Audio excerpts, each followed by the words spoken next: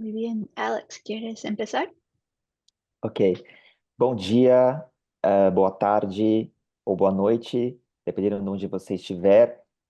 Este é um webinário que será em português e espanhol, e por esse motivo você pode selecionar o seu idioma de preferência na barra inferior do Zoom, no ícone Interpretação.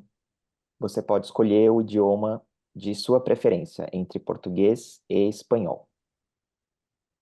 Lítia?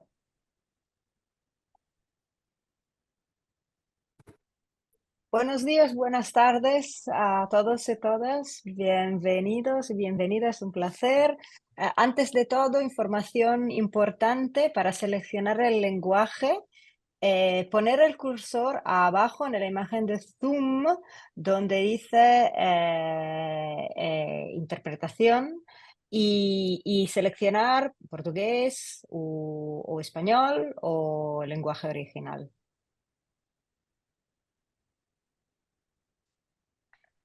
Gracias, Licia y Alex. Bienvenidos a la sesión del Foro de Accesibilidad de Archive con Cielo. Mi nombre es Shamsi Brin, trabajo en Archive y solo quiero compartir un mensajito antes de que nuestros moderadores, Alex y Solange, comiencen. Ha sido un placer trabajar con estas panelistas para traer este evento al foro. En nombre de Archive, gracias. Y ahora le paso a Solange y Alex. Muito obrigada, Chance. Bem-vindos todos e todas. Boa tarde, bom dia, boa noite. Como o Alex disse, dependendo de onde você estiver.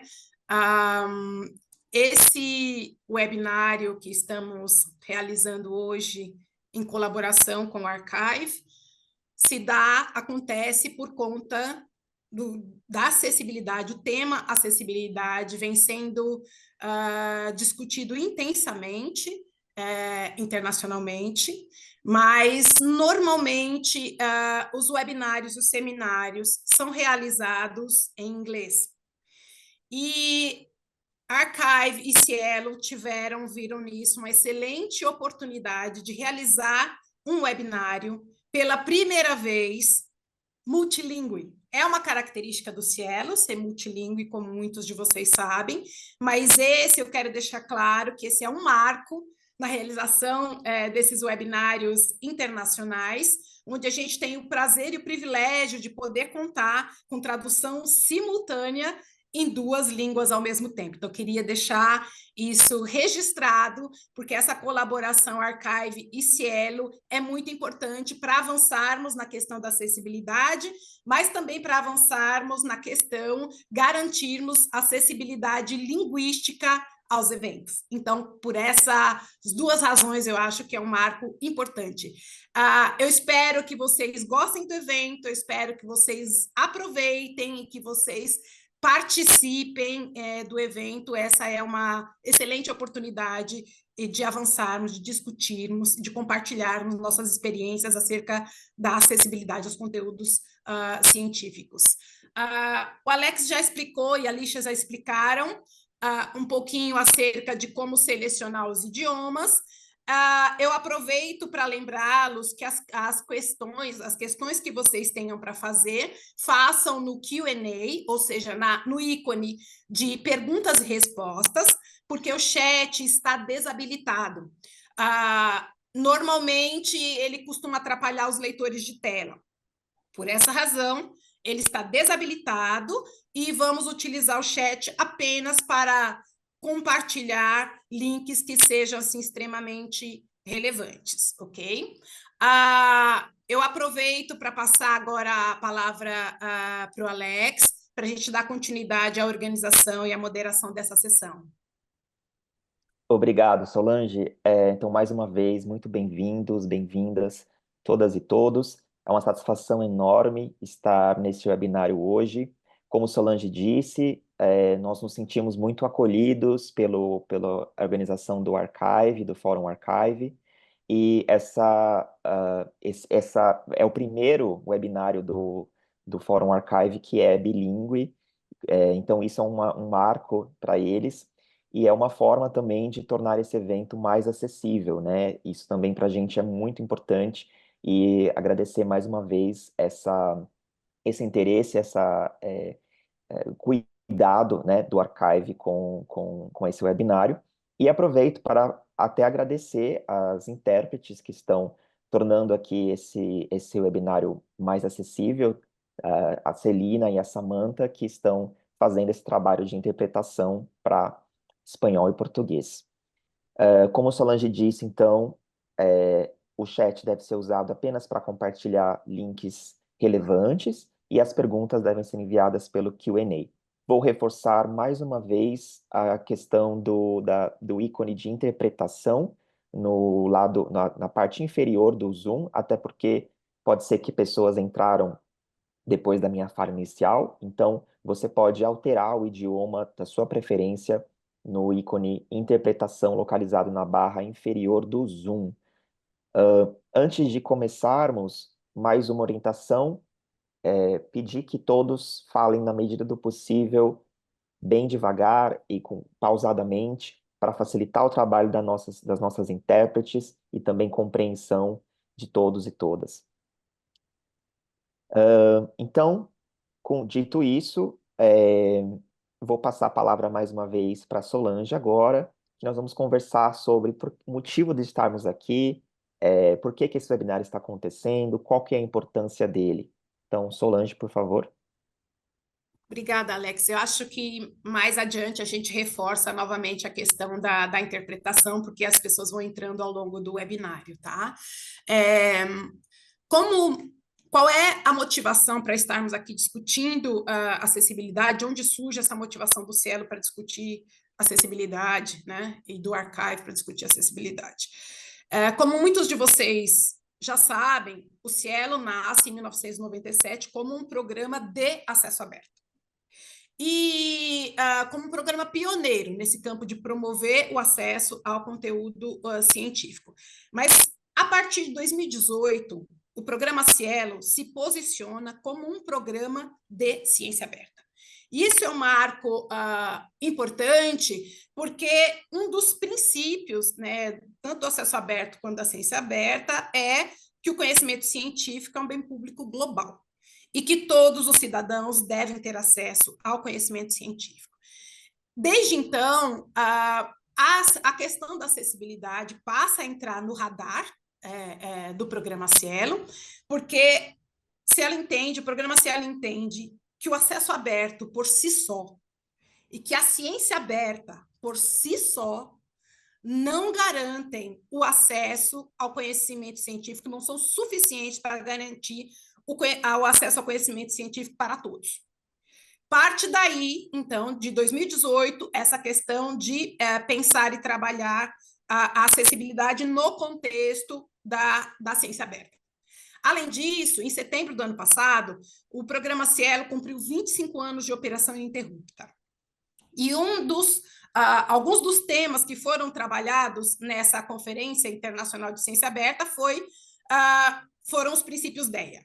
Cielo, além dos princípios da ciência aberta, abraçou os princípios DEA, que são os princípios de diversidade, equidade, inclusão e acessibilidade, buscando promover esses princípios dentro da comunidade científica e na forma como a gente produz e publica.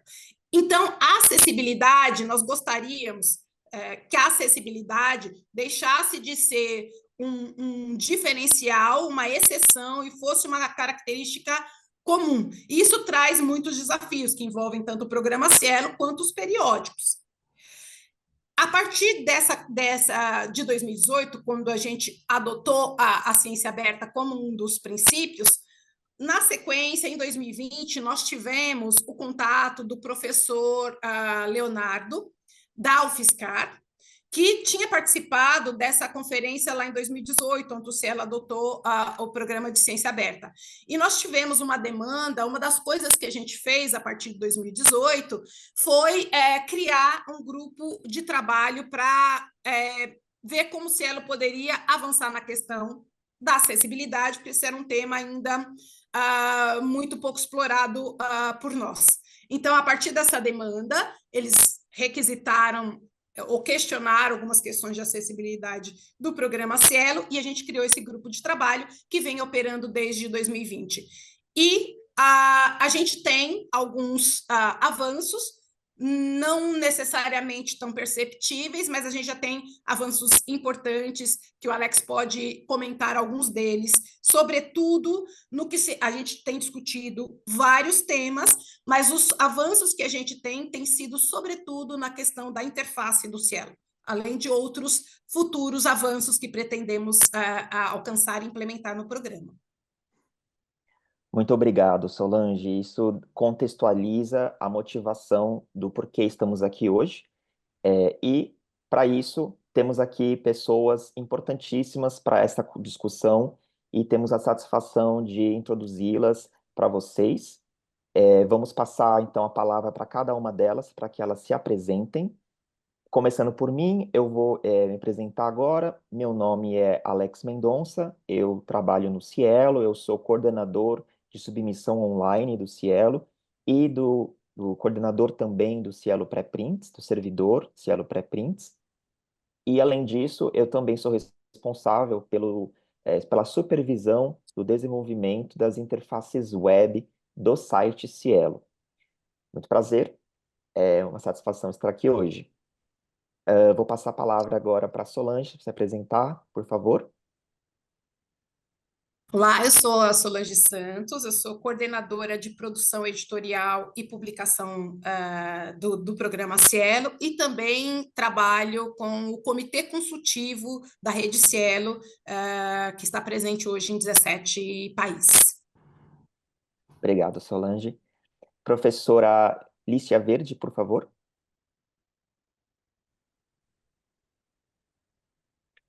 Hola a todos, un placer estar aquí. Soy Licia Verde, hago cosmología en el Instituto de Ciencias del Cosmos de la Universidad de Barcelona, soy profesora ahí y CREA. Soy también el director científico del Journal of Cosmology and Astroparticle Physics. También hago parte del comité asesor científico de Archive y está bien recordar cómo Archive fue pionero en la ciencia abierta y en el hacer los preprint electrónicos. Y es muy interesante ver cómo estos dos aspectos de hacer ciencia abierta y hacer ciencia inclusiva ahora se juntan en este evento. Muito obrigado, professora Lícia. Próxima, professora Mar Gonçalves, por favor. Buenos días todo el mundo, encantada de estar aquí en esta discusión tan importante sobre accesibilidad en el mundo editorial y en todos los avances científicos que hacemos. Yo soy investigadora en Google, anteriormente había sido investigadora en Microsoft, o sea, llevo una década en industria. Además del trabajo que hago de investigación en industria, estoy muy vinculada a conferencias y journals como editora. Hasta recientemente, durante 4 años, he sido el chair de diversidad y ética de BGTC, que es el conjunto de conferencias sobre computer graphics. Y la verdad que he tenido la oportunidad de implementar una serie de programas para accesibilidad, para diversidad, también geográfica. Y bueno, traeré un poco de los best practices que hemos ido teniendo a esta discusión de hoy. Muito obrigado, professora Mar.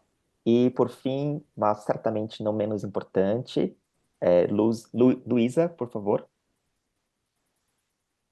Boa tarde a todos e todas. Agradeço pelo convite para estar participando desse seminário de tão relevância, né, para o campo científico. Agradeço pela possibilidade de compartilhar minhas experiências. Eu começo fazendo minha autodescrição. Eu sou uma mulher branca, tenho cabelos castanhos com luzes, tenho olhos verdes, estou usando um óculos de armação bronze, uso uma blusa lilás e um blazer preto, estou na minha sala do trabalho. Eu sou psicóloga, tenho mestrado em educação especial pela Universidade Federal de São Carlos e atualmente, além de pesquisadora no tema de acessibilidade, inclusão, diversidade, eu sou chefe da divisão de acessibilidade, inclusão e sustentabilidade do Tribunal Regional do Trabalho no Pará, né? E tenho atuado no sentido de promover a inclusão e a participação de pessoas, né, pertencentes a diversos marcadores, em especial pessoas com deficiência, no ambiente de trabalho, trabalhado com a questão do acesso à justiça e a promoção da acessibilidade na pesquisa, na produção científica, também é um tema que muito me interessa e que é muito relevante para essa discussão. Obrigada. Muitíssimo obrigado, Luísa, e a todas vocês que estão presentes hoje. Queremos agradecer muito a participação. É extremamente importante ter essas perspectivas diferentes para essa discussão. Então, a gente tem aqui eu e Solange representando uma plataforma de publicação. Nós temos a professora Mari, a professora Alicia, com perspectiva de editora, de periódico, e a Luísa Leão, como pesquisadora com deficiência, né, com baixa visão. Então, é extremamente importante essa discussão, a participação de todas vocês. Retomando, então, o que a Solange havia dado início, né, a questão da nossa motivação, o Cielo vem já há alguns anos trabalhando em melhorias no nosso site, né, nosso site público, que é a nossa porta de entrada, né, o nosso produto mais utilizado, o site da coleção Cielo Brasil, que hospeda hoje cerca de 300 periódicos.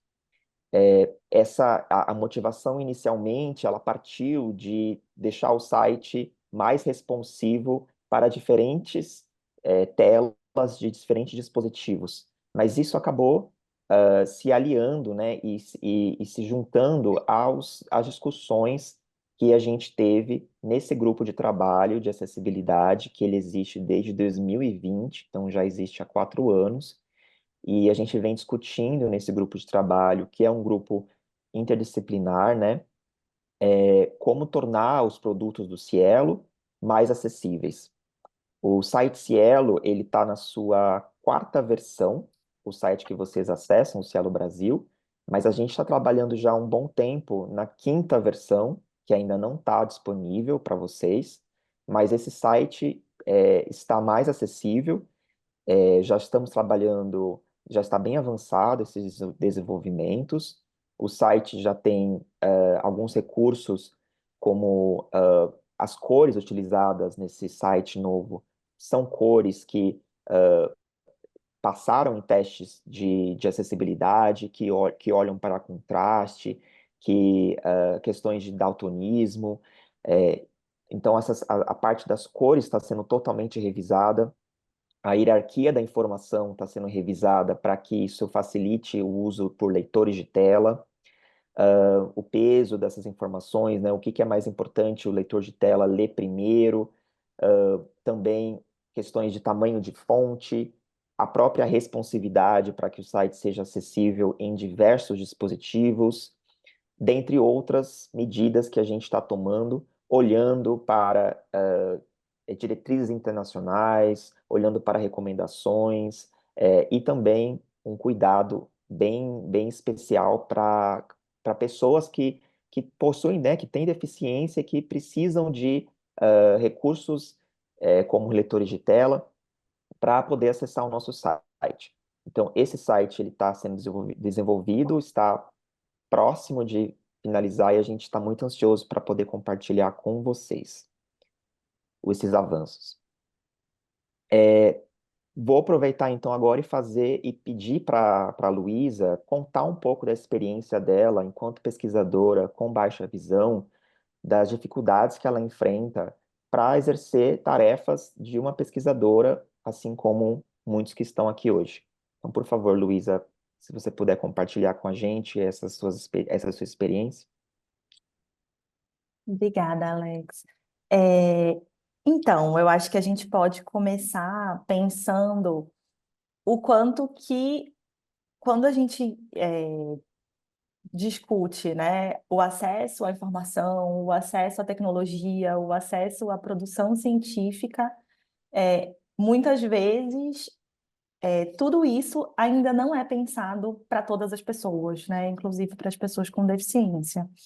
Então, na minha experiência, né, inclusive com uma baixa visão que está variando ao longo do tempo, então, com o uso tanto de ferramentas de ampliação quanto de ferramentas de leitor de tela, o que a gente percebe é que muitas vezes os sites, as plataformas que disponibilizam, que divulgam produções científicas de um modo geral, não são pensadas, né, incluindo pessoas com deficiência.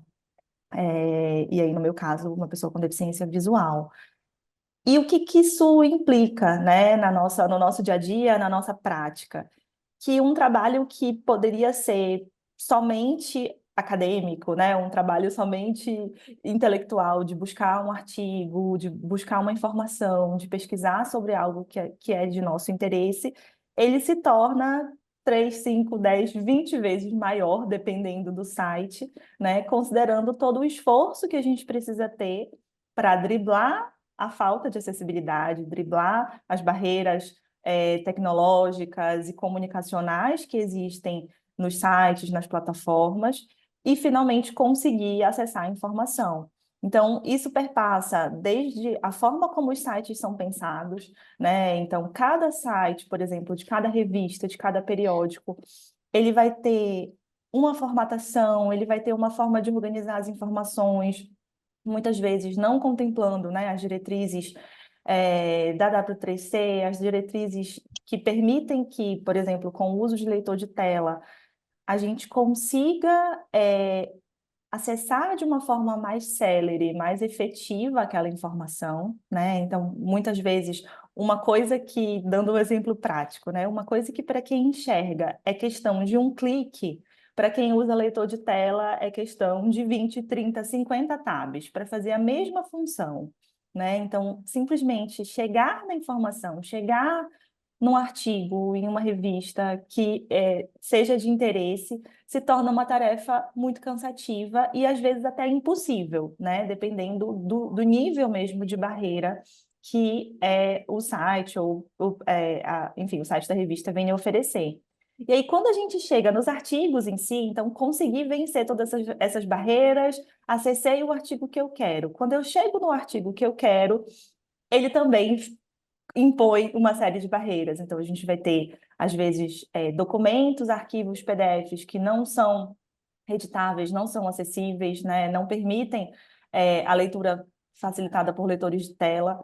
A gente vai ter, por exemplo, tabelas, imagens, gráficos que não têm nenhuma informação escrita, não tem audiodescrição, e com isso, as informações vão ficando quebradas, né? A própria forma como o arquivo é organizado, com cabeçalhos, com notas de rodapé, muitas vezes dificultam também a fluidez da leitura, né? A forma de acessar as informações, que poderia ser por títulos, por cabeçalhos, de uma forma muito mais célere, por exemplo, eu quero ir direto para a metodologia, eu não tenho essa possibilidade, eu preciso navegar por todo o arquivo até chegar no ponto que eu quero. Então, assim, são alguns exemplos um pouco práticos, mas que permitem a gente compreender que o acesso a essa informação, ele não está da mesma forma, né, para pessoas com e sem deficiência. E aí, quando a gente pensa, né, que a gente já evoluiu muito para o mundo digital, né, que a gente tem uma série de ferramentas que podem possibilitar esse acesso, mas que muitas vezes elas não são consideradas, elas não estão disponíveis, elas não são consideradas por autores, por editores, né? E aí o objetivo também, até quando a gente conversou ao formular esse seminário, seria convidar cada um de vocês para entender isso como uma responsabilidade sua, né? Então, a gente tem, de uma forma geral, a deficiência historicamente tida como uma responsabilidade individual, né, da pessoa com deficiência, e ela que precisa encontrar formas de lidar com isso, de enfrentar as barreiras e de acessar os diferentes espaços e serviços. Mas hoje, partindo para uma perspectiva biopsicossocial da deficiência, a gente precisa entender que a sociedade é responsável pela eliminação de barreiras, que cada entidade da sociedade, cada indivíduo que compõe essa sociedade precisa se responsabilizar e entender qual é o seu papel em diminuir barreiras, em produzir acessibilidade, em produzir o direito, né, do acesso à informação, à educação, né, e enfim, a todos os outros direitos que são inerentes a todos os indivíduos, mas que muitas vezes pessoas com deficiência estão excluídas desses direitos.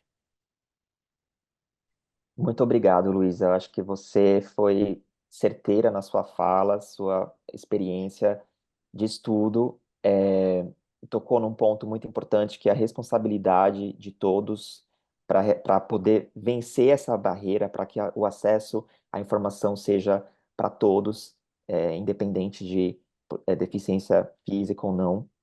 E, inclusive, esse é um ótimo gancho para eu ouvir um pouco das nossas editoras aqui, professora Mari e professora Lítia, porque a gente está falando exatamente de responsabilidades. O Cielo está fazendo aqui um esforço grande para que o site fique mais acessível, mas quando a gente está falando de site, a gente está falando somente da estrutura do que envolve o conteúdo. Esse conteúdo, que são os artigos, os textos, são fornecidos pelos periódicos.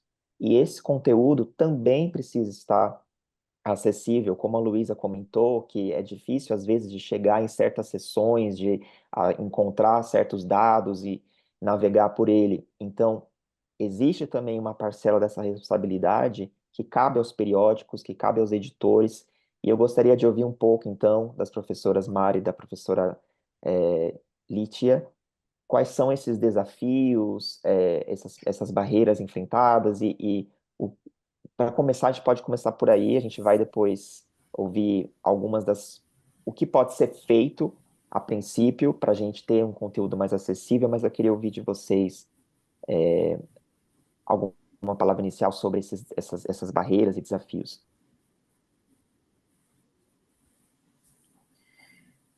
Puedo empezar yo misma. Creo que hay una barrera inicial que es, tenemos actualmente muchísima información que tendríamos que reconvertir, ¿no? En la cual ya no puedes ir al autor, o sea, puedes establecer regulaciones y guidelines para el futuro, pero también tienes un montón de actividad científica que ha ocurrido y que no es accesible, ¿no? Entonces, el hacerlo accesible es como una segunda digitalización. Cada vez se ve más journals que generan, revistas que generan además el contenido en HTML, etcétera. O sea, que intentan producir un contenido que sea más accesible. ¿Qué pasa? Que hay muchísimos artículos científicos que están todavía en PDF y a veces ni siquiera puedes buscar dentro del texto, ¿no? O sea, que es solo imagen.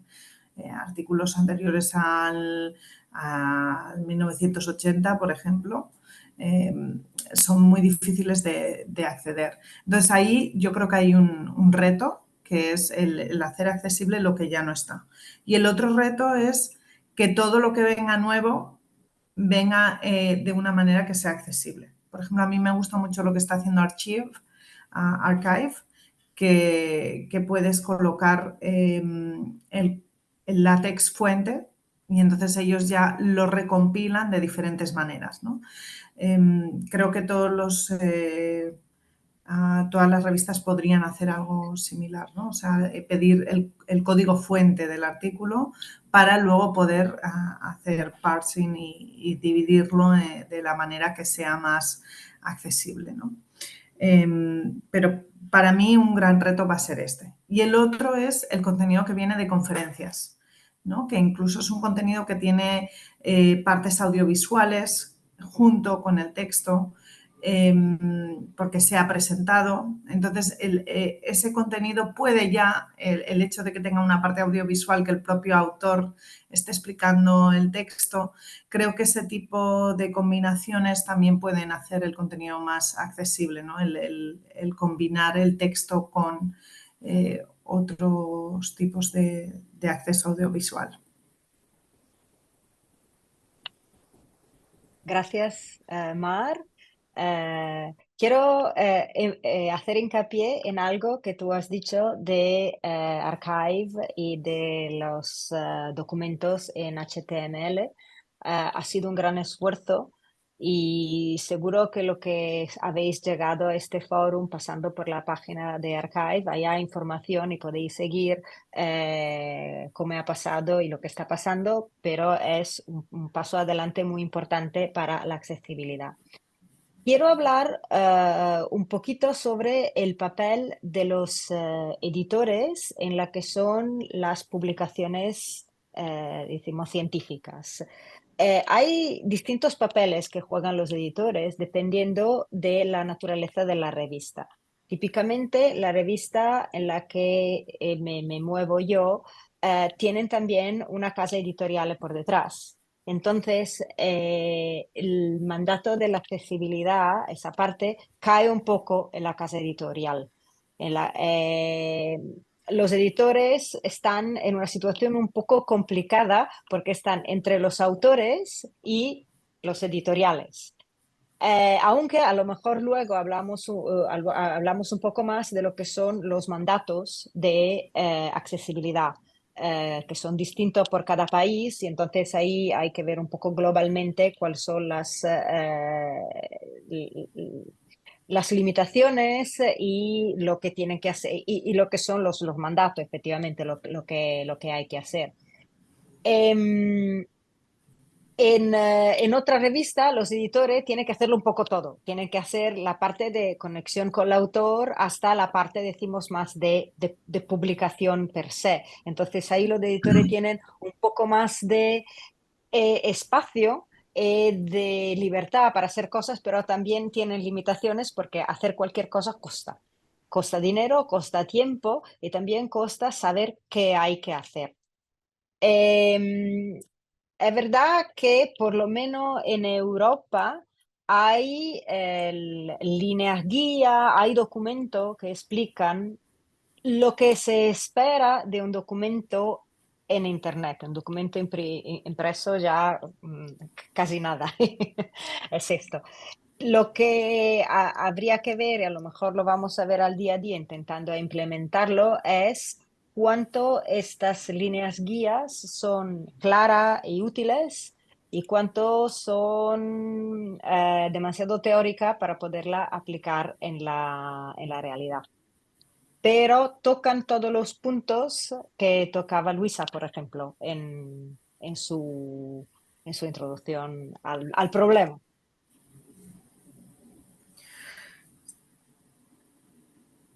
Yo querría añadir también que estamos en un momento también de transición en herramientas tecnológicas, ¿no? Con la llegada de inteligencia artificial. Entonces, ¿qué rol va a tener inteligencia artificial a través de todo el proceso? Desde producir contenido alt para imágenes que luego tú supervisas. O sea, muchas veces yo creo que hay un fallo de principio en que no se está produciendo ya ni siquiera esta accesibilidad a nivel de los autores. Obviamente es parte de los editores el supervisar que esto exista, de que las guías se sigan. A veces los sistemas es que no están preparados, ¿no? O sea, entonces tampoco lo está reclamando. Yo, que publico frecuentemente en conferencias, también me encuentro en que ciertas conferencias bueno, te piden descripciones de todo y otras, y transcripciones de cualquier audiovisual que envíes y otras no, ¿no? Entonces, ¿cómo puede ser que algunos están más avanzados que otros, ¿no? En ese sentido, también identificar cuáles son las a seguir, ¿no? O sea, a veces un editor más pequeño no va a poder probar e implementar, como decía Alicia, todas las opciones, pero sí que puede decir, mira, estos están haciendo algo que está muy bien y lo voy a implementar, ¿no? Entonces, basarse un poco en casos de éxito. Y luego lo que venía a decir con inteligencia artificial es que también a nivel de consumo, de cómo una persona con limitaciones de accesibilidad va a consumir este contenido, también va a cambiar, ¿no? O sea, ahora mismo tú puedes en Gemini o en ChatGPT o en cualquiera de estos Large Language Model ofrecerle un PDF y sacar el contenido de ahí. Entonces, con preguntas, ¿no? Entonces, yo creo que ahí esto es una herramienta que yo creo que también acabará estando más integrada en lo que viene a ser el acceso al contenido científico, ¿no? O sea, esta capacidad de hacer preguntas en detalle, de una búsqueda más a fondo dentro de lo que son los artículos científicos, descripciones. Entonces yo creo que ahí también esto, un poco relación con lo que planteaba antes de todo el contenido histórico que tenemos, que ya nadie lo va a no ser que sea un sistema que lo reviva de una manera nueva. Yo creo que ese contenido sí que se va a poder consumir más fácil y de cara al futuro también qué partes van a poder mejorarse a través de inteligencia artificial. Esto está por ver, pero creo que estamos enfrente de un momento muy de cambio a nivel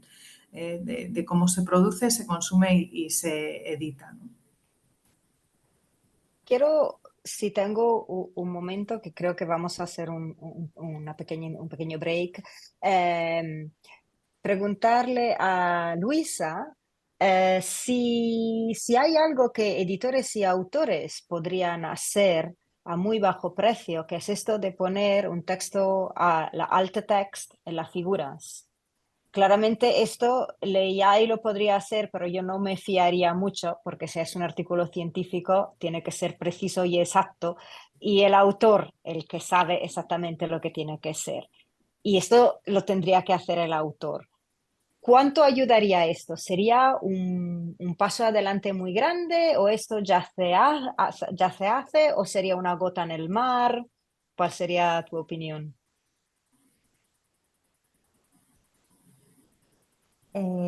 A minha opinião é que seria muito bom, sim. Eu acho que agregando a própria ideia que vocês trouxeram da inteligência artificial, eu acho que tem um limite ainda na inteligência artificial como a gente tem hoje, que é a própria possibilidade do acesso, né, de cada pessoa. Então, se a gente deixa para que o usuário utilize a inteligência artificial para ter acesso a uma informação, a gente continua, de alguma forma, deixando a responsabilidade para o usuário, né, para quem está na ponta consumindo aquele conteúdo.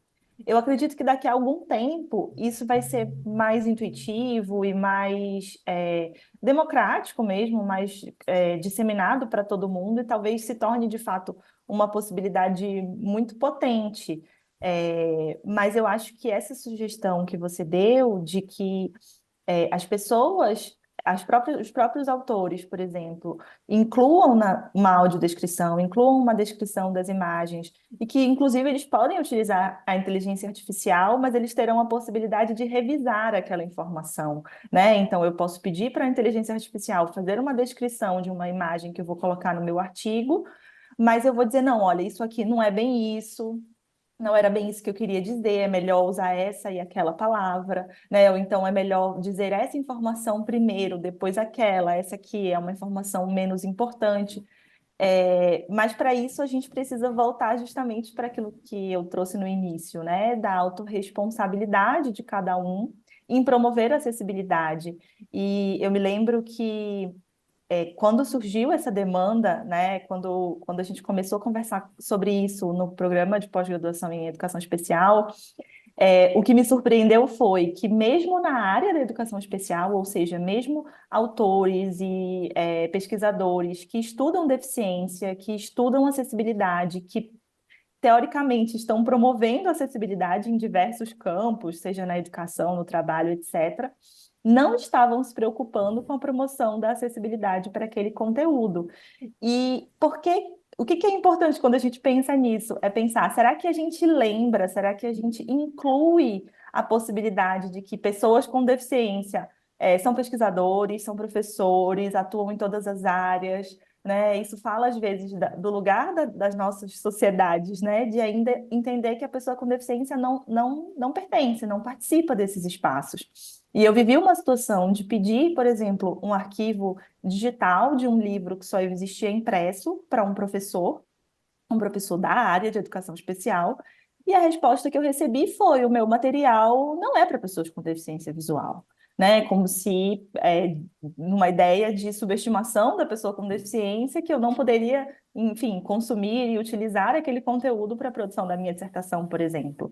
Né? Então, eu acho que o lugar de responsabilidade é também esse lugar de rever o que a gente pensa e como que a gente inclui, inclusive, nas nossas concepções, as pessoas com deficiência. Perfeito, Luísa. Muito obrigado, professora Mari, professora Lítia também. A gente vai fazer um intervalo curto agora de 5 minutos e na volta nós vamos continuar ouvindo as professoras que vão trazer agora algumas sugestões, algumas soluções do que pode ser feito no seu periódico para avançar nas questões de acessibilidade. Então a gente volta daqui 5 minutos. Obrigado.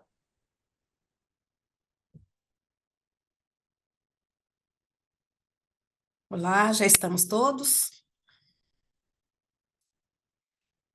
Bom, foi só uma parada estratégica. Já estamos de volta, tivemos uma primeira parte excelente não, do painel, muito motivador e nos faz pensar significativamente acerca da acessibilidade. Eu queria apenas fazer uma referência sobre a fala da professora Mars em relação, porque assim como o Archive, o Cielo tem um legado importante. As duas iniciativas nasceram na década de 90. Nós somos um pouco dinossauros da internet. No Brasil, em 97, a internet comercial estava só no início. Então, nós temos um passado e um legado bastante significativo. Como é que a gente lida com os conteúdos que já estão disponíveis? Esse é um desafio para o Archive, isso é um desafio também muito significativo para o Cielo, porque a operação iniciou em 97, mas nós temos revistas onde o conteúdo foi disponibilizado até 1900, por exemplo. Cabe lembrar que nessa ocasião, em 1900, no início do século XX, nem mesmo as estruturas dos artigos eram similares às que temos hoje. Então, são muitos desafios que o Cielo, para além da apenas a sua interface, tem que pensar e tem que verificar como é que a gente pode resolver. Somado a isso, a professora Márcia também comentou que se solicita hoje os arquivos abertos em LaTeX, do material que é depositado no Archive. No caso do Cielo, a gente trabalha desde 2015 com o XML.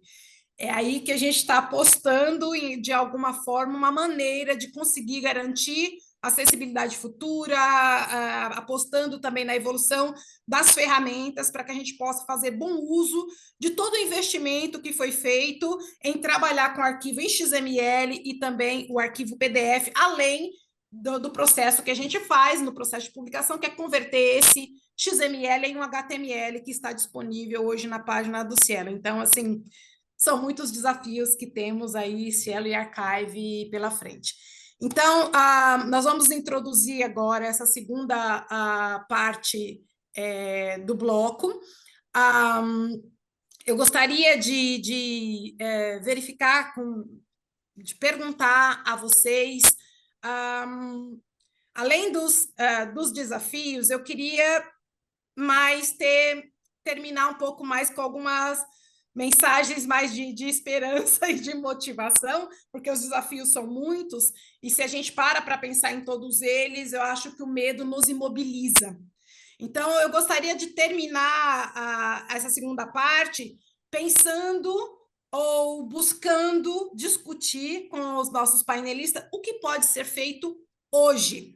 Nós já discutimos no painel anterior que a acessibilidade requer diversas camadas de acessibilidade, e a Luísa trouxe que estamos aí lidando com diversos tipos de responsabilidade, então cada um de nós é, em alguma medida, responsável por promover a acessibilidade em alguma dessas camadas. Então, a gente discutiu bastante sobre os desafios, mas como é que vocês veem o que pode ser feito hoje por um editor de periódico, o que pode ser feito hoje por uma plataforma como o Cielo, o que pode ser feito hoje, ou o que está sendo discutido ou feito por plataformas como o Archive, e quais são as esperanças, as expectativas de pessoas como a Luísa em relação a esses atores, do que pode ser feito hoje, Luísa, por cada um de nós, ainda que seja uma pequena ação, mas o que pode ser feito hoje? Como é que a gente termina esse painel saindo do zero e caminhando 100 metros, ao invés de fazer uma maratona de 42?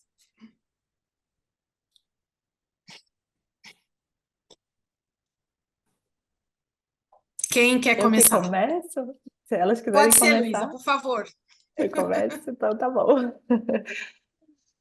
Bom, eu acho que é muito bom a gente terminar, né, esse primeiro momento pensando que é possível, pensando que sim, tem esperança, porque senão a gente pensa que é uma coisa muito grande, então que a gente não vai nem olhar para isso, né? Eu acho que não é essa a ideia é que a gente realmente entenda que com pequenos passinhos a gente vai incorporando algumas práticas no nosso dia a dia, né? E aí eu acho que a gente tem algumas possibilidades que é consumir mais conteúdos e informações sobre acessibilidade, né? Seja nas nossas redes sociais, seja pelas produções científicas, seja pela convivência com pessoas com deficiência. Eu acho que esse é um passo muito importante para a gente ampliar o nosso olhar, né? À medida que a gente inclui isso no nosso dia a dia, no que a gente tem enfim, de cotidiano mesmo, a gente passa, eu digo assim, quando a gente começa a pensar acessibilidade, a gente nunca mais olha para uma porta da mesma forma, né? Porque a gente sempre pensa, será que uma cadeira de roda passa aqui? E aí, fazendo essa analogia para a internet, para os sites, para as produções científicas, se a gente tem o olhar da acessibilidade, a gente nunca mais olha para um website ou para um texto da mesma forma. A gente pode passar a se perguntar, será que alguém consegue, né? Alguém com deficiência consegue acessar isso aqui? E aí é a gente caminhar no sentido de sempre produzir textos, né? Sempre transformar tudo que não é texto em texto e aumentar as possibilidades de acesso a esse texto, né? Então, por exemplo, nos próprios editores de texto, a gente tem ferramentas de utilização de títulos, de cabeçalhos, de formas de navegação. A gente tem ferramentas de uso de texto alternativo para incluir essa descrição, por exemplo, de tabelas, de imagens. Então, existem ferramentas que estão à mão mesmo e que podem ser utilizadas. Basta que a gente dê esse primeiro passinho, né? Eu acho que uma das professoras falou também sobre a existência das normas, né? A gente tem normas de utilização e de publicação de informações, mas às vezes olhar para um grande manual parece algo mais, né, assustador, mas que a gente pode aos pouquinhos ir lendo uma página por vez, e incorporando uma atitude por vez nas nossas ações, naquilo que a gente está produzindo, naquilo que a gente está realizando. E eu acho que sempre com esse foco, né, de que eu espero e eu quero que pessoas com deficiência leiam o que eu produzo, né? E eu acho que, além disso, um último ponto seria a gente pensar também que pessoas com deficiência são pesquisadores e são, portanto, né, publicadores também, autores. E essa é uma outra barreira, né? Todas as vezes que eu fui submeter um artigo, eu precisei de suporte.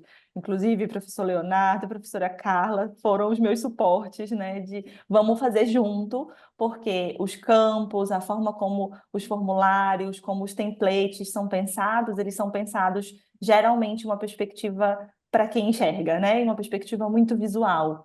Então, também incluir isso no radar de vocês, que pessoas com deficiência podem e devem ser autores, né? Inclusive para que a gente produza conhecimento também numa perspectiva da diversidade. Obrigada, Luísa. Muito bom. Bom começo. Professora Alicia. Yo puedo añadir algo que a lo mejor parece un poco chocante, pero es un incentivo comercial. Del punto de vista de una editorial. Es un incentivo comercial porque no bloquea a algunos posibles compradores del producto que quieran que el producto sea accesible. Es atractivo para los autores y es atractivo para los lectores. Y ya sabemos que la ciencia se basa todo en publica o muere, y que te citen o mueres. Y entonces, si sabemos que un buen porcentaje de la población tiene problemas de accesibilidad, tú estás quitando autores, estás quitando lectores, estás quitando factores de impacto. Además, empezar a pensar a las cosas antes que se hagan obligatorias permite tener más tiempo, ahorrar dinero, y esto también es un incentivo comercial. Y toda la componente de accesibilidad es reducir la barrera. Si reducir la barrera está bien para todos. La otra cosa que quiero mencionar es lo que son los mandatos. Llegará ahora en un año en lo que se llama el European Accessibility Act. Empezará en el verano del 2025, tendrá 5 años, decimos, de transición para que haya un ajustamiento para llegar a los criterios del mandato. Pero el mandato está muy bien alineado con lo que ahora son las Web Content Accessibility Guidelines, lo que se llama... no voy a decir los acrónimos, que si no nos complicamos la vida. Y estas líneas guía ya están ahí. Si uno no empieza a aplicarlas ya, llega el 2025 y puede que haya consecuencias penales y legales, por lo menos en Europa. Y en un mundo científico que está tan globalizado, si uno quiere ser global, tiene que jugar con la regla de todos los países. Entonces, aquí me paro, pero creo que el mensaje está claro. Obrigada, Alice. Eu acho que o comentário da Alice se conecta em alguma medida ao comentário da Luísa sobre a questão do uso da inteligência artificial. Me passou pela cabeça que muitas delas sequer são acessíveis porque são comerciais, né? Você usa até um determinado ponto e dali você não consegue passar, a menos que pague por algumas assinaturas. Também tem essa barreira econômica, além da própria barreira da acessibilidade. Professora Mars. Desculpa, Mars. Sí, bueno, en primer lugar, que me han parecido las intervenciones de Luisa muy buenas, porque es verdad que muchas veces se piensa en la persona con necesidades de accesibilidad como alguien que va a consumir, pero también es alguien que está creando el contenido, ¿no? Y ciertamente los formularios son terroríficos, o sea, son terroríficos en cualquier caso. Creo que estos son áreas de mejora también.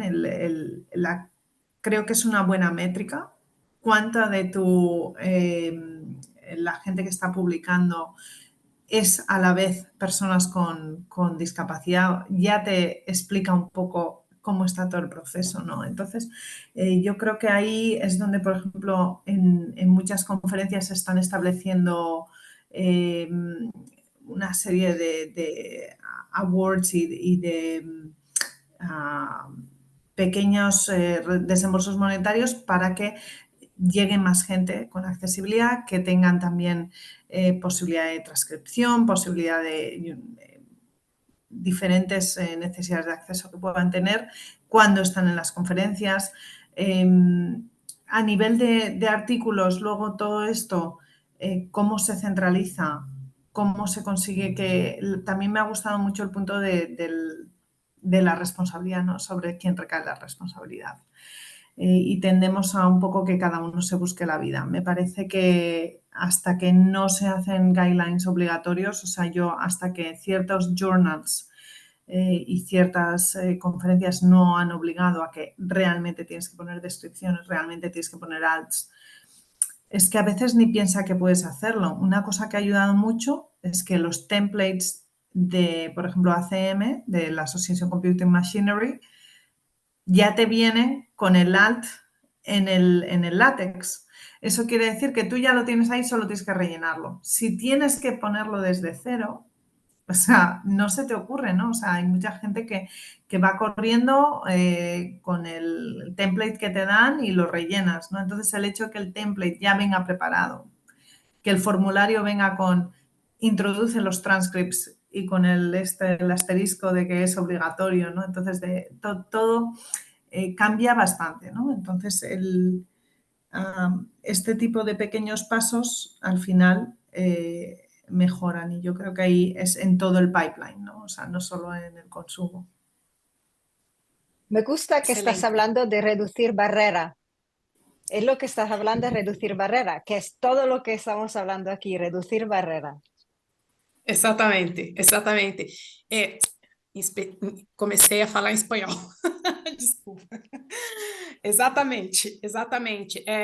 E disso se trata quando eu falo quais são as pequenas mudanças. Talvez a Archive, por exemplo, a professora Mar comentou da ACM, talvez a Archive não consiga voltar, ou se ela tenha muita dificuldade para voltar em todo o legado. Mas, ao exigir num XML que se insira a descrição de uma imagem, de uma tabela, já estamos fazendo algo. A minha preocupação é que saiamos desse seminário, desse webinário, com a preocupação, ok, eu não posso fazer tudo, mas o que eu posso fazer hoje? Nem que seja, como a Luísa comentou, uma mudança de mentalidade, no sentido de eu também tenho responsabilidade.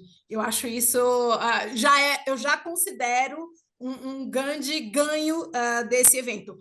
Ainda nessa sessão, só para comentar sobre o que pode ser feito ou não, ou, de repente, coisas que não custem tanto dinheiro, mas algumas experiências que podem ser feitas, eu posso apenas compartilhar que no GT de acessibilidade do Cielo, um dos periódicos que participa, que também foi uma boa ideia, que pode ser compartilhada, ao contrário de tomar toda a responsabilidade de mudar todo o seu workflow para promover a acessibilidade, decidiu que alguns números, que são suplementos especiais, edições especiais, eles iriam trabalhar a questão da acessibilidade muito de perto com os autores, como se fosse um projeto piloto, para verificar o que implica eu transformar esse número, trabalhar com esse número e publicá-lo de forma mais acessível. O que implica? Quanto custa? Quanto de esforço eu tenho que empreender para deixar meu periódico acessível? E essa é uma boa estratégia, já que você não tem que mudar todo o seu workflow e tudo que você já faz, mas nessa modalidade você consegue experimentar, experienciar, vivenciar essa coisa de transformar um periódico em acessível, ainda que seja no número especial. Você tem uma escala controlada, você tem ali uma série de atividades controladas e que não impactam no fluxo tradicional do periódico. Então, foi uma excelente escolha, uma excelente estratégia para experienciar, para aprender e para trabalhar a questão da acessibilidade com os autores, com os revisores, com a equipe editorial. Só queria compartilhar essa experiência de um dos periódicos do GT de acessibilidade. Eu passo agora a palavra para o Alex, para ver se a gente tem alguma pergunta, algum comentário, Alex, da audiência. Certo, Solange. Antes disso, a gente vai fazer mais um intervalo, mas eu só queria fazer uma colocação também à fala da Luísa sobre pensar acessibilidade, né? Desde que eu estou participando do grupo de trabalho de acessibilidade, isso tem mudado muito minha forma de pensar e vai ao encontro do que ela falou, né? Pensar acessibilidade. Então, é levar em conta se aquilo que a gente está fazendo é acessível, se essa ação é acessível. E são pequenas coisas mesmo, né? Então, às vezes, por exemplo, a gente coloca num link, falando de websites, né? Você coloca um link, você coloca um clique aqui, e aí você põe essa palavra clique aqui, ela vira um link. Isso não é acessível, né? Isso é ruim para quem está usando leitores de tela e pessoas que têm baixa visão. Então, é, e é uma pequena ação que mudando isso, já vai facilitar a leitura e o acesso para muitas pessoas. Então, isso é bem simples, qualquer pessoa pode fazer, eu não estou nem falando algo muito complexo, mas é justamente essas pequenas ações que a gente tem que parar e ver se aquilo vai facilitar o acesso ou vai dificultar. E são mudanças mesmo de paradigmas, porque algumas coisas já estão bem consolidadas, mas a gente precisa fazer essa desconstrução de hábitos que estão dificultando, perpetuando aí essa dificuldade ao acesso. Então, isso tem um efeito muito importante, a gente pensar de forma mais acessível. Dito isso, nós vamos fazer mais uma pausa de 5 minutinhos apenas. Por favor, continuem conosco, porque a gente vai para a parte de perguntas e respostas. Já temos aqui 4 perguntas. Enviem, por favor, suas perguntas na caixa de Q&A, né? Esse Q e A, que fica na parte inferior do Zoom, e na volta a gente vai discutir elas. Então, retornamos daqui 5 minutos. Até já.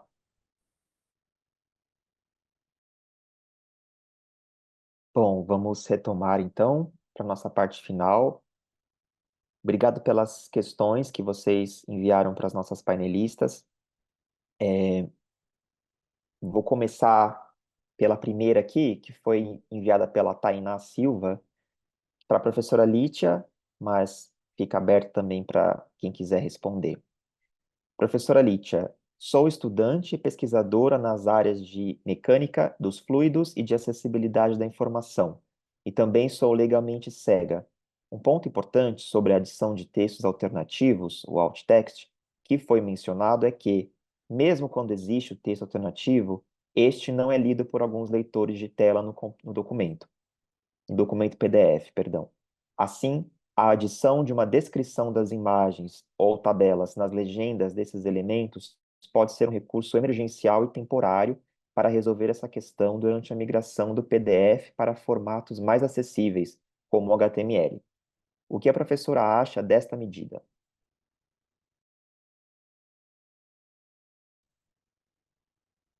Muchas gracias por este comentario. No es una medida provisional, esto es lo que se tiene que hacer para toda la figura.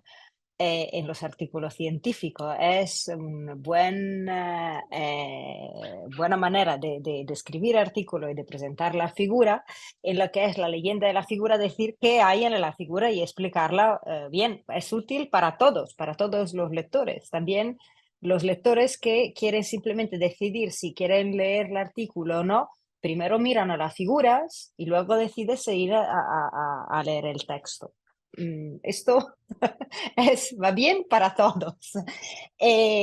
Pero este comentario me recuerda que hay algo que editores y investigadores, sobre todo los investigadores que tienen su grupo de investigación y a lo mejor son investigadores principales de proyecto y tienen que mentorizar investigadores más jóvenes, pueden tener plantillas, ejemplos, procesos que automáticamente incluyan todos estos aspectos. Estoy, por ejemplo, hablando con el tamaño de la leyenda de la figura, el tamaño de las anotaciones, los esquemas de colores de las figuras, cómo escribir el texto y todas estas cosas, porque una vez que están allá y que la gente empieza a usarla, seguirá usándola y se vuelve a ser la normalidad. Otra vez reducir barrera es, toma, usa esto, usa esta plantilla y a lo mejor esto no es todo, pero por lo menos es algo y se hace a coste muy reducido. Gracias por la pregunta.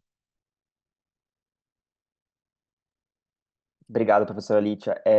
Me somo também à sua fala que o texto alternativo, ele é útil para todos, até para as pessoas que não têm baixa visão, né? Porque uma figura pode ser, você pode olhar aquela figura e ter uma interpretação, ou um gráfico, ou um esquema diferente. Então, a descrição daquela figura, do esquema, do gráfico, pode, inclusive, auxiliar na interpretação de quem está lendo e evitar má interpretações e disseminação da informação, disseminação incorreta, né, da informação. Obrigado, Alex, professora. Pois não. eu ia só comentar que eu acho que isso é um princípio, inclusive, da própria acessibilidade, né? Quando a gente pensa acessibilidade, geralmente, ao produzir acessibilidade, você está melhorando as condições para todas as pessoas, né? Então, geralmente, quando a gente adapta, adequa, coloca algo numa perspectiva da acessibilidade, as outras pessoas que a princípio não precisariam daquele recurso dizem, nossa, ficou melhor, né? Então, eu acho que é algo que a gente pode generalizar de uma forma positiva. Com certeza. Temos aqui, a próxima não é bem uma pergunta, é mais um comentário, né, do professor Leonardo Cabral, que faz parte do nosso grupo de acessibilidade.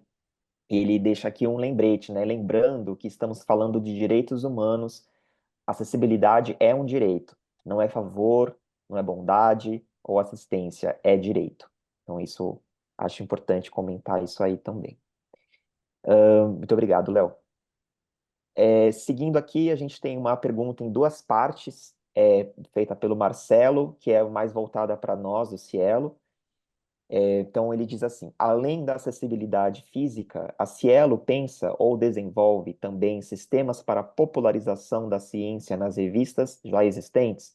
Por exemplo, para pessoas de baixa renda, para a população em geral? Como tornarmos a ciência mais acessível e popular e auxiliar a massa da população a ter interesse pelo conhecimento científico e reduzir o negacionismo e ondas de mentiras que tanto nos prejudicam? Bom, eu vou responder em nome do Cielo, mas Solange, por favor, fica à vontade para complementar. Isso é uma das dimensões, né, a gente pode colocar assim, da acessibilidade, assim como tem também a questão da linguagem simplificada, que é uma outra dimensão da acessibilidade, e para não fugir muito do objetivo aqui hoje, né, desse webinário, a gente está trabalhando sim, a gente está pensando nessa questão da popularização, inclusive esse termo tem sido usado bastante, né, pelo governo, tudo, e a gente está pensando em parcerias com outras instituições que comunicam ciência, então estamos sim levando em conta isso, tá, Marcelo? Isso já está sendo trabalhado. Alex, posso só complementar? Vale Sim. lembrar também que o Cielo tem uma parceria, uma colaboração com a Agência Bore. A Agência Bore, embora ela prepare ou destrinche textos que são científicos, muitas vezes muito densos e herméticos, transforma isso numa linguagem mais clara e simples, para que jornalistas possam utilizar essa linguagem adequadamente e comunicar ciência na TV, nos jornais locais, que muitas vezes não têm equipes de jornalismo científico. Então, isso já é, em alguma medida, também uma ação que visa dar a conhecer toda a produção científica realizada pelos pesquisadores brasileiros, mas também é uma ação da ciência também. Perfeito, obrigado, Solange. Bom, seguindo aqui, a gente tem agora uma pergunta também da Tainá, que fez a primeira pergunta para a professora Lítia. Essa vai para a professora Amar. Professora Amar, o Google disponibiliza licenças especiais de suas ferramentas de inteligência artificial, a Gemini, por exemplo, para desenvolvimento de ferramentas de acessibilidade. Pergunto, pois estou envolvida no desenvolvimento de uma ferramenta para dar suporte aos usuários de leitores de tela na leitura de textos matemáticos e científicos, e estamos enfrentando algumas questões na parte de desenvolvimento de uma API integrada.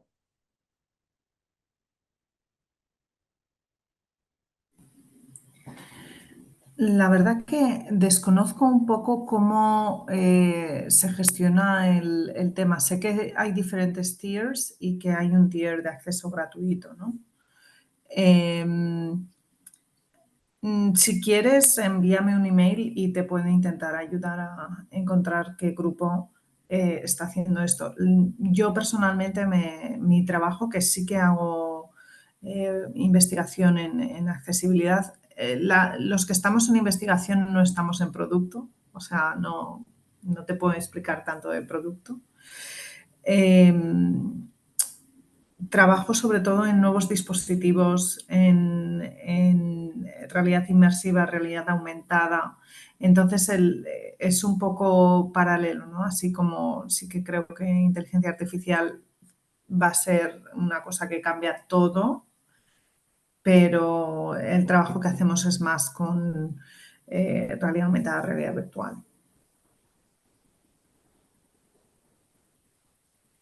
Perfeito, obrigado, professora Amaro. Tem um comentário deixado pelo Álvaro sobre um link para, acredito que seja uma ferramenta, né, de leitura de PDF. Não conheço essa ferramenta, mas quem quiser procurar a respeito, ele deixou o link lá na caixa de Q&A. E tem uma mensagem aqui da organização do evento sobre uma sessão que vai acontecer amanhã, nesse contexto do Fórum Archive, que as pessoas podem aprender mais sobre os artigos em HTML no Archive. Se tiver interesse, então, vocês podem participar dessa sessão. Vai ser em inglês essa sessão, mas o Zoom vai estar disponíveis também legendas automáticas traduzidas, né? Então é uma forma aí de tornar mais acessível esse evento.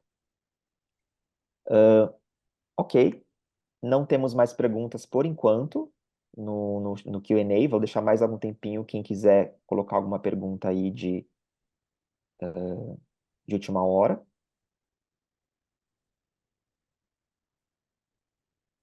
Enquanto isso, não sei se alguma das palestrantes, painelistas quer comentar mais alguma coisa, alguma outra colocação sobre o que foi falado anteriormente ou nas perguntas. Também fiquem à vontade.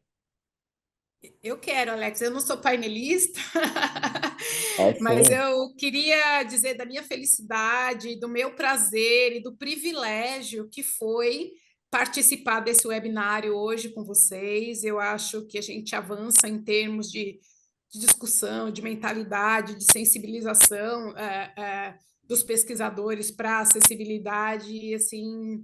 É só relatar a minha alegria de poder estar participando de um evento com essa qualidade e com parceiros tão comprometidos quanto a equipe do Archive, que nos possibilitou realizar esse webinário e com tradução simultânea. E eu acho realmente um marco para o Cielo, para o Archive, a realização desse evento multilingüe. Estou muito feliz. Muito obrigada pela participação de todos vocês, tanto na audiência quanto dos painelistas. Muito feliz de fazer parte desse webinário hoje. Me somam as palavras da Solange também. Eu acho que o pensar acessibilidade já é um começo importantíssimo, né? Se antes não existia essa preocupação na cabeça das pessoas que estão aqui assistindo e que depois desse webinário essa preocupação vai passar a existir, isso já é um ganho importante, porque aí nisso vem o interesse, vem as ações, e isso que a gente está propondo aqui não é feito do dia para a noite, é uma coisa que é feita a longo prazo e continuamente, é um trabalho contínuo. Mesmo o nosso site que eu comentei, que está sendo trabalhado, uma versão nova, ele vai ao ar, ele vai estar, eu costumo dizer que ele não vai estar acessível, ele vai estar mais acessível, porque essa acessibilidade ela é um trabalho contínuo, ela nunca termina, ela sempre vai ser aprimorada e cada vez mais mais e mais acessível, porque a gente vai descobrindo formas de tornar o conteúdo acessível para todos. Então, diante disso, quero passar a fazer uma rodada aqui, né? Solange começou, depois fui eu, fazer uma rodada de palavras finais, né? Conclusões para cada uma de vocês. E depois, no final, também a Shamsi do Archive vai encerrar e dar umas palavras finais também para a gente. Então, por favor, vou pedir aqui para a professora Lítia começar, por gentileza. Bueno, yo quiero dar las gracias a los organizadores, a los otros panelistas, a los moderadores de esta sesión y a todos los participantes. Ha sido un placer y he aprendido mucho, he aprendido muchísimo. No solamente esto me fuerza un poco a interesarme un poco más y mirar en los detalles, pero también oír en primera persona de las personas que luego consumen estos productos y dicen exactamente, dicen mejor lo que necesitan. Y otro aspecto importante creo también es que se ha creado un foro donde se pueden compartir pensamiento, experiencia, necesidades que en este momento que estamos todo aislado y todo en este mundo virtual, es una ventaja hacerlo virtualmente, pero esto nos ayuda un poco a conectar y aprender uno del otro, más allá de esta sesión misma, cuando se acabe. Gracias. Muito obrigado, professora Lítia. É muito importante sua participação aqui com a gente hoje. Por favor, professora Mar.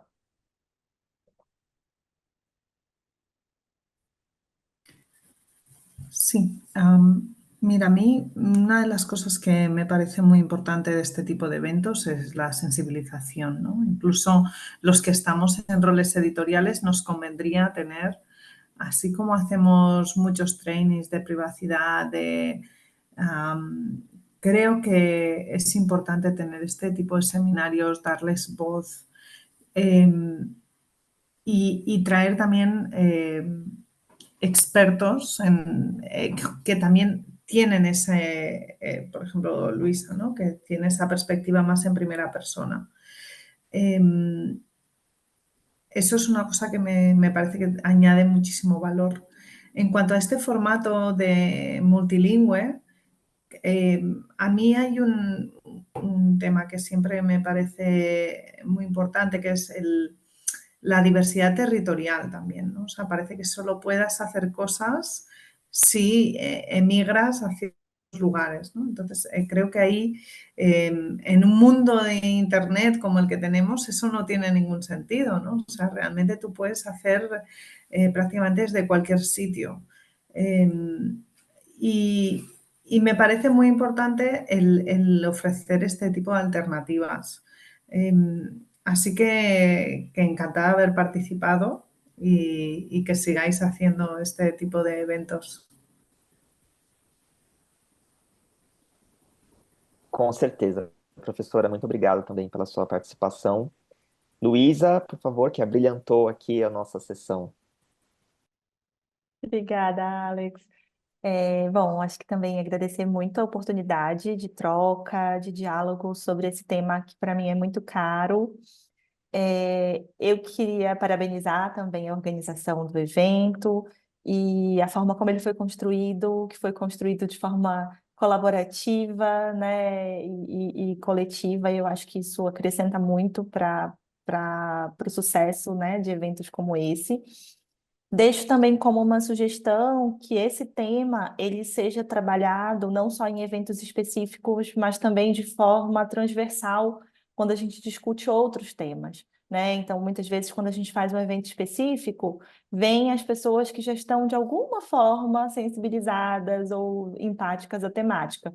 Quando a gente pega um evento grande, né, um evento às vezes que discute diversos temas e de forma transversal, discute a acessibilidade, discute a importância de promover, né, a inclusão de todas as pessoas nesse contexto, no contexto acadêmico, científico. Eu acho que isso também tem um valor muito importante, então fica como sugestão. Como outra sugestão, a gente está falando de produção escrita, principalmente, né? E a gente falou de formas que a gente pode tornar, né, os artigos, os sites mais acessíveis, mas eu acho importante a gente também pensar nos eventos, nas questões audiovisuais, como vocês muito bem fizeram a questão da língua, incluir também a possibilidade de línguas de sinais, incluir a autodescrição como uma prática, tanto de si quanto a audiodescrição de materiais utilizados, por exemplo, em conferências, em palestras. Isso também é muito importante. Eu sempre digo que a autodescrição, mais do que algo que nos dê uma notícia sobre como as pessoas estão vestidas ou sobre estilo, também dá uma notícia sobre diversidade, né? Então, quando a gente tem uma autodescrição, por exemplo, para pessoas com deficiência visual como eu, a gente sabe quem está falando com a gente, né? Será que eu estou falando só com pessoas brancas? Ou será que eu estou falando, né, com pessoas de diferentes nacionalidades, como a gente tem aqui? Então, a autodescrição, ela tem um elemento também de valorizar e de marcar, inclusive para as pessoas que enxergam, é, de que lugares cada um de nós está falando, né? Então, eu acho que fica como sugestões para futuros eventos que sejam tão bem-sucedidos como esse. Contem sempre comigo. Muito obrigada pela oportunidade e que a gente possa seguir produzindo acessibilidade em tudo que a gente faz. Obrigada. Excelente ponto, Luísa, muito obrigado, muito bem colocado. E para finalizar, então, vou passar a palavra para a Shamsi para as palavras finais. Obrigado.